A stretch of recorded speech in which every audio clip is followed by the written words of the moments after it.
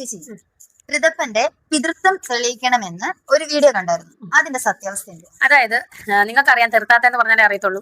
അവർക്കാണ് ഏറ്റവും കൂടുതൽ ആവശ്യം. ഇപ്പം ഋതപ്പൻ സുധിച്ചേട്ടന്റെ മകനാണോ എന്നുള്ള ഡൗട്ട് അവർക്കാണ്. ഓക്കെ, ശരി, അത് അവർക്ക് അനുകൂലമായിട്ടുള്ള കുറച്ച് ആൾക്കാരും ഉണ്ട്. അതായത് എന്നെ നെഗറ്റീവ് അടിക്കുന്ന കുറച്ച് പേരുണ്ട്. അവർക്കൊക്കെ ഉള്ള ആവശ്യമാണ്. അദ്ദേഹം എനിക്കും അപ്പം അവർ പറയുന്ന ആവശ്യത്തിന് ഞാനും അപ്പൊ സമ്മതിച്ചു കൊടുത്തു. കാരണം അല്ലെങ്കിൽ അവരുടെ ഏതായാലും സുധിച്ചേട്ടൻ മരിച്ചു പോയല്ലോ.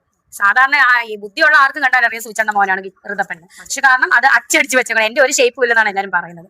കളറും ഷേപ്പും എല്ലാം സുധിച്ചേട്ടന് കിട്ടിയ ഒരു കുട്ടിയാണ് ഋതപ്പൻ. അപ്പം ഇങ്ങനെ എന്താ പറയാ, പ്രായപൂർത്തിയാകാത്ത ഒരു കുഞ്ഞിനെ എന്റെ വീട്ടുകാരൻ പറയുന്നത് ഓക്കെ ശരി, എല്ലാം ഞാൻ സഹിച്ച് എന്റെ കൂടെയുള്ള എന്റെ മാനേജറെ എന്നെ കൂടെ സപ്പോർട്ട് ചെയ്യുന്ന ഇപ്പം ലച്ചുവിനെ പോലും എത്ര പേരെ ഇവര് ഈ വൃത്തികെട്ട സ്ത്രീ ആവശ്യമില്ലാത്തൊക്കെ പറയുന്നുണ്ട്. എന്റെ കുടുംബക്കാരെ, എന്റെ ചേച്ചിയെ, ഹസ്ബൻഡിനെ, എന്റെ പപ്പായ, അമ്മ എല്ലാവരെയും പറയുന്നുണ്ട്. അതൊക്കെ പറഞ്ഞു. ഈ പ്രായപൂർത്തിയാകാത്ത ഒരു കുഞ്ഞിനെ വെച്ച് പറയാം, അവന് 5 വയസ്സ് കഴിഞ്ഞതേ ഉള്ളൂ, 6 വയസ്സിലോട്ട് കയറിയതേ ഉള്ളൂ.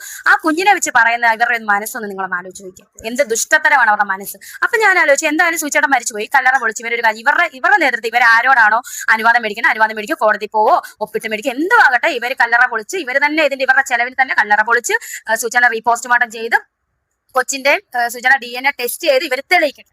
ഞാൻ വെല്ലുവിളിക്കുന്നു. ഇവര് നല്ല തന്തയ്ക്ക് പിറന്നവളാണെങ്കിൽ ഇവർ തെളിയിക്കട്ടെ. ഇവൾക്കാണല്ലോ ഭയങ്കര ആഗ്രഹം എന്റെ കൊച്ചിന്റെ പിതൃത്വം അന്വേഷിച്ച്, അവൾ തെളിയിക്കട്ടെ.